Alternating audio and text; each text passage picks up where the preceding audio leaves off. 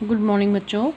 आज मैं क्लास 8 को इंग्लिश पढ़ाने जा रही हूँ। तो आज का जो हमारा टॉपिक है, मैंने समराइज़ किया था पोइम को, that is summer and the winter. आज हम इसके क्वेश्चन आंसर करने जा रहे हैं। ओके, आप अपनी बुक खोलोगे, बुक पे पहला क्वेश्चन खुद ही रीड करोगे। I have no enough time to so that I can elaborate the question also. Okay,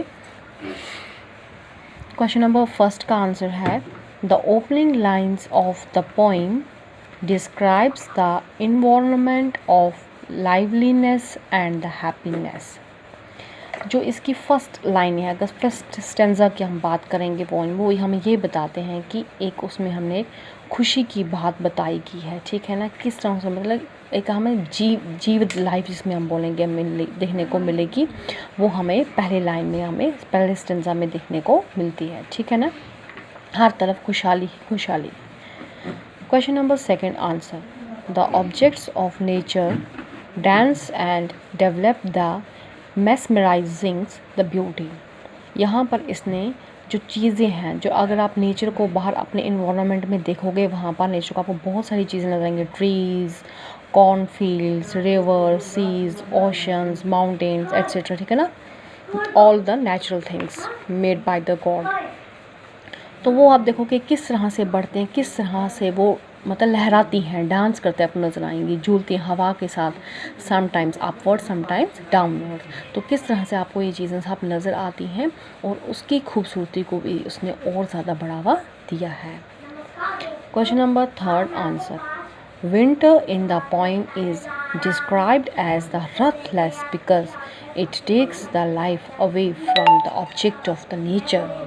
question number third में यहाँ पे ये बोला गया है, यहाँ पर इसके लाइन में ये हमें बिल्कुल ना एक मरी हुई ज़िंदगी, जिसको डल हम बोलेंगे, डललेस लाइफ। ठीक है ना, बिल्कुल भी वहाँ पर हमें कोई भी लाइवलीनेस नहीं मिलता है, क्योंकि विंटर्स में हम सब अपने घरों के अंदर बंद हो जाते हैं।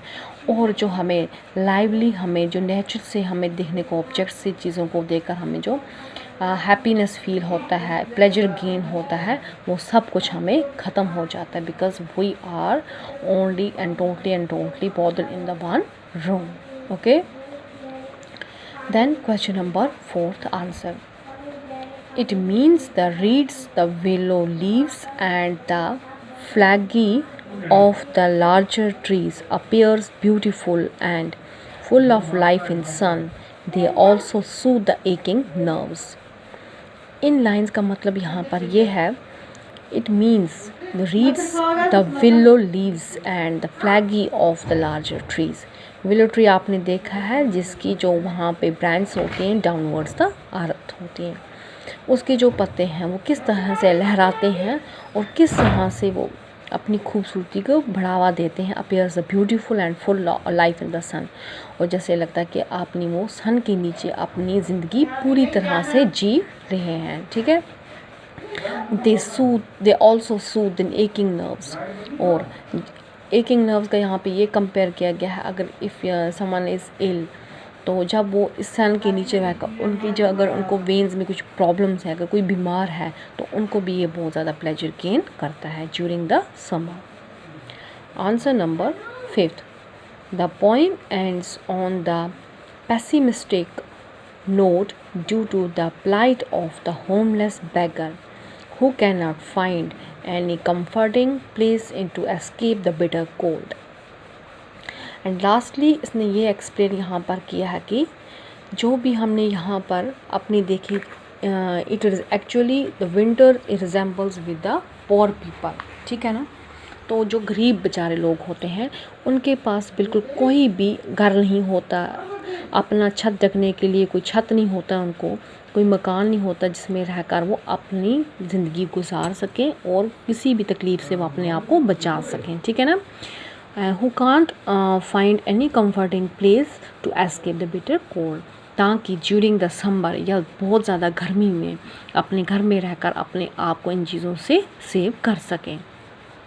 तो इसीलिए इट मीन्स इन्हें बताया गया, इसलिए कंपेयर किया गया है जो गरीब लोग होते हैं उनके पास इतना एफर्ट नहीं कर सकते हैं, वो किसी घर में लिखें या अपनी लग्जरीज अपने लिए वो बनाएं, कुछ भी चीज़ें अपने लिए लेकर रखें ताकि वो उनको कोई भी प्रॉब्लम ना हो। तो उनको चाहे वो गर्मी हो चाहे वो सर्दी हो तो उनको इन सब का सामना करना पड़ता है। ठीक है, तो आप बच्चों अब एक काम करोगे, यहाँ पर एक क्वेश्चन आंसर मैंने आपको लिखा दिए, या आप अपनी नोटबुक पे ऐसे ही लिखोगे। ठीक है ना, first you write down the word meaning जो मैंने करवाए हैं, लास्टली आप उसके बाद आप लिखोगे क्वेश्चन आंसर, एंड एक होमवर्क में लिख देंगे आपको यहाँ पर, राइट एटलीस्ट 10 सेंटेंस। ठीक है ना, जो भी आपके मन में आता है, जो भी आप जैसे वैसे भी आपको पॉइंट समझ आइए, एटलीस्ट आप 10 सेंटेंस बनाओगे on the summer and the winter. 10 sentence on summer and winter.